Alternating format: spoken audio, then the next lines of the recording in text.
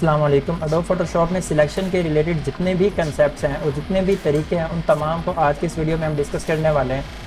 Selection के लिए basic selection के लिए हमारे पास ये दो टूल आते हैं, rectangular marquee tool and elliptical marquee tool. Irregular shapes के लिए lasso tool, polygonal lasso tool और मैग्नेटिक लासो टूल। अगर आपने पर्टिकुलर करना हो तो object selection tool, quick selection tool and magic land tool. तो इन तमाम टूल्स को हम डिस्कस करेंगे। हम ये डिस्कस करेंगे कि कैसे हम ऑटोमेटिकली अपने सब्जेक्ट की सिलेक्शन बना सकते हैं, कैसे हम सिलेक्शन को मूव कर सकते हैं, कैसे हम सिलेक्शन को डिलीट या हाइड कर सकते हैं। सिलेक्शन हम बनाते इसलिए हैं कि उस पर्टिकुलर सिलेक्शन का आप बैकग्राउंड रिमूव कर सकते हो। उस पर्टिकुलर सिलेक्शन के अगर आपने कोई एडिटिंग करनी हो लेकिन एक पर्टिकुलर एलिमेंट के ऊपर, तो आप उसकी सिलेक्शन बना दो। सिलेक्शन बनाने के बाद जो आप एडिटिंग करोगे वो सिर्फ उसी के ऊपर होगी, बाकी किसी और के ऊपर वो एडिटिंग अप्लाई नहीं होगी। सबसे पहले शुरू करते हैं रेक्टेंगुलर मार्की टूल से। यहाँ से मान लो मैंने लेफ़्ट क्लिक करके इसको ड्रैग किया तो ये पार्ट मेरी सिलेक्शन के अंदर बन गया। अब इसके ऊपर आप एडिटिंग अप्लाई कर सकते हो। फॉर एग्जांपल मैं फ़िल्टर में गया, फ़िल्टर की गैलरी ओपन करता हूँ और यहाँ से मैंने इसके ऊपर कोई फ़िल्टर अप्लाई कर दिया, फॉर एग्जांपल ये वाला। ओके पे क्लिक करूँगा तो यहाँ पे देखिए वो जो एडिटिंग है वो सिर्फ उसी सिलेक्टेड ऑब्जेक्ट के ऊपर अप्लाई हुई है और किसी ऑब्जेक्ट के ऊपर अप्लाई नहीं। सिलेक्शन को रिमूव करने के लिए आप सिंपल Ctrl+D प्रेस करेंगे तो सिलेक्शन रिमूव हो जाएगी। और जिस तरीके से ये रेक्टेंगुलर सिलेक्शन थी, इसी तरीके से हमारे पास इलिप्टिकल मार्की टूल है जिसके थ्रू आप इलिप्टिकल यानी सर्कुलर वे के अंदर सिलेक्शन बना सकते हो। तो इसके लिए आप सिंपल यहाँ पे इस तरीके से आप इसको प्लेस कर दें। अगर आप सिलेक्शन को एक जगह से दूसरी जगह मूव करना चाहते हो, जैसे अभी मैंने सिलेक्शन बनाई, मैं लेफ़्ट क्लिक से हाथ उठाऊँगा तो वो सिलेक्शन फिक्स हो जाएगी। उस सिलेक्शन को बाद में आप मूव नहीं कर सकते। अगर आपने अब नई सिलेक्शन बनानी है तो आपको पहले वाली डी सिलेक्ट करनी पड़ेगी, दोबारा एक नई सिलेक्शन बनानी पड़ेगी। बट अगर आप सिलेक्शन को एक जगह से दूसरी जगह मूव करना चाहते हैं तो बगैर क्लिक छोड़े आप स्पेस को प्रेस करें। स्पेस को प्रेस करने के बाद जब आप मूव करेंगे तो वो सिलेक्शन उसी के साथ मूव होगी। यहाँ पे मैंने लेफ़्ट क्लिक से जैसे ही हाथ उठाया तो वो सिलेक्शन यहाँ पर फिक्स हो जाए। अब बात करते हैं लासो टूल। लासो टूल के ज़रिए आप एंकर पॉइंट्स के थ्रू सिलेक्शन बना सकते हो। यानी कोई इरेगुलर शेप है, जैसे इस गाड़ी को मुझे सिलेक्ट करना है, मैं क्या कर सकता हूँ, यहाँ पे लेफ़्ट क्लिक करके जहाँ जहाँ मेरा माउस मूव होता जाएगा उसी पॉइंट के अक्रॉस सिलेक्शन बनती जाएगी। जहाँ से मैंने शुरू किया था वहाँ पर जाकर मैं इसको लेफ़्ट क्लिक को उठाऊँगा तो वो पर्टिकुलर सिलेक्शन बन जाएगी।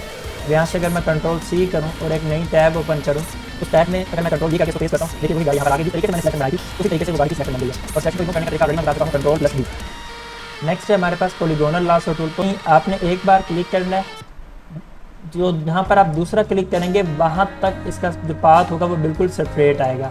तो फॉर एग्जांपल मैंने यहाँ पे दूसरा क्लिक किया तो आप यहाँ पे देखिए यहाँ से लेकर यहाँ तक का जो पाथ है बिल्कुल स्ट्रेट हो चुका है। तीसरा क्लिक फॉर एग्जांपल मैंने यहाँ पर किया, चौथा क्लिक मैंने इस पॉइंट पे किया, पांचवा क्लिक मैंने इस पॉइंट पे किया। इस तरीके से आप अगर आपने एक्यूरेट सिलेक्शन बनानी हो उस पर्पज़ के लिए हम इस टूल का इस्तेमाल करते हैं। जहाँ से आपने शुरू किया होगा वहीं पर जब आप ख़त्म करोगे तो देखिए एक सिलेक्शन बन गई हमारे पास। इस तरीके से आप बिल्कुल एक्यूरेट सिलेक्शन बना सकते हैं पॉलीगॉन लासो टूल के थ्रू। नेक्स्ट है हमारे पास मैग्नेटिक लासो टूल। मैग्नेटिक के ज़रिए मैंने एक बार यहाँ पर क्लिक किया, अब मैं इसको मूव करता जा रहा हूँ।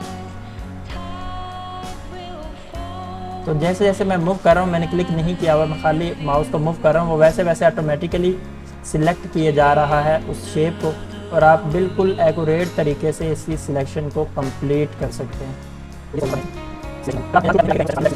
अब आप चाहें तो यहाँ पे Ctrl+C करें, यानी इस तस्वीर को मैंने यहाँ से कॉपी किया और यहाँ पे फॉर एग्जांपल मैं ट्री लगा देता हूँ और इधर आकर मैंने Ctrl+V किया तो देखिए वही परिंदा इस साइड पे आ गया।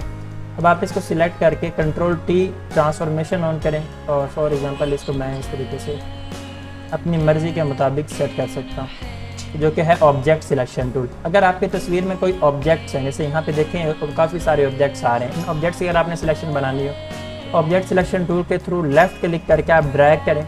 ये मैंने एक रेक्टेंगल उस ऑब्जेक्ट के अराउंड बनाया, तो जैसे ही आप लेफ़्ट क्लिक को छोड़ेंगे तो उस रेक्टेंगल के अंदर जो ऑब्जेक्ट होगा वो खुद ही सिलेक्ट हो जाएगा, आपको सिलेक्शन बनाने की ज़रूरत नहीं है। नेक्स्ट बात करते हैं क्विक सिलेक्शन टूल। नाम से ज़ाहिर है कि क्विकली सिलेक्ट करने के यूज़ में आता है। तो इसमें जो बड़ी ब्रैकेट है इसको प्रेस करके आप इसका जो मुंह है उसको बड़ा कर सकते हैं और छोटी वाली ब्रैकेट के ज़रिए आप इसका मुंह छोटा कर सकते हैं। फॉर एग्जांपल इसको मैं इस तस्वीर के ऊपर अप्लाई करता हूँ। यहाँ पर देखिए जो कलर इसमें देखिए तो एक सर्कल है और एक प्लस का साइन है, तो जो कलर प्लस के नीचे आएगा ना, वो वाला कलर इस सर्कल में इसको जहाँ पर भी नज़र आएगा उसकी सिलेक्शन बन जाएगी। तो प्लस के नीचे भी ब्लैक कलर है, इस सर्कल में इसको जहाँ पे भी ये कलर मिल रहा है उसकी सिलेक्शन बना रहे हैं, देखिए इस तरीके से। तो इस तरीके से आप एक पर्टिकुलर एक अच्छी सी सिलेक्शन बना सकते हैं। तो यहाँ पे जैसे मैंने इसकी सिलेक्शन बना दी। इसमें एक और फ़ायदा है, देखिए सिलेक्शन तो हमारी बन गई, लेकिन इसने यहाँ से थोड़ी सी सिलेक्शन बाहर को निकाल लिया, यहाँ से सिलेक्शन बाहर को निकाल लिया और यहाँ से सिलेक्शन बाहर को निकाल लिया और यहाँ से भी इसने सिलेक्शन ले लिया। तो अगर आपने बिल्कुल एक्यूरेट सिलेक्शन करनी हो तो वहाँ पर आप पर्टिकुलर एरिया के ऊपर आप जूम कर लें जहाँ पर इसने सिलेक्शन बाहर निकाल लिया, और यहाँ से दोबारा क्विक सिलेक्शन टूल के ऊपर आकर अल्ट दबाकर अगर आप करेंगे तो वो सिलेक्शन को माइनस करेगा। तो यहाँ पे देखिए वो आप सिलेक्शन को माइनस कर रहा है, एक्स्ट्रा सिलेक्शन जो थी उसको रिमूव कर रहा है। तो यहाँ पे इस सिलेक्शन को मैंने इधर से डिलीट कर दिया, इधर से मैंने इस सिलेक्शन को डिलीट कर दिया। तो इस पॉइंट से मुझे सिलेक्शन नहीं चाहिए थी बट उसने की है, तो मैं यहाँ पे दोबारा क्विक सिलेक्शन टूल के ऊपर आऊँगा, अल्ट दबा के थोड़ा सा मैं मुँह छोटा कर लेता हूँ और अल्ट दबा के इसको यहाँ से मैं देखिए यहाँ से मैंने अब सिलेक्शन को रिमूव कर दिया इन पॉइंट से, और यहाँ से भी मैं सिलेक्शन को रिमूव कर लेता हूँ, इस पर भी मैं सिलेक्शन को रिमूव कर देता हूँ। यहाँ पे अगर आप देखें फुल एक्यूरेट तरीके से हमारी सिलेक्शन रेडी हो चुकी है। यहाँ से आप कंट्रोल C करें और फॉर एग्जांपल यहाँ पर आके मैं कंट्रोल V करता हूँ तो वही एलिमेंट हमारा यहाँ पर आ गया, और इसको अब आपने जो एडिटिंग करनी हो वो पर्टिकुलर एडिटिंग आप यहाँ पे कर सकते हैं। अब हम देखते हैं कि अगर हमने खुद ब खुद सिलेक्शन बनानी हो, यानी एडोब फोटोशॉप खुद आइडेंटिफाई करे कि कहाँ पर ऑब्जेक्ट था और उसकी सिलेक्शन बनाए, तो आप क्या करें, सिलेक्ट में जाएं और सब्जेक्ट पे क्लिक करें।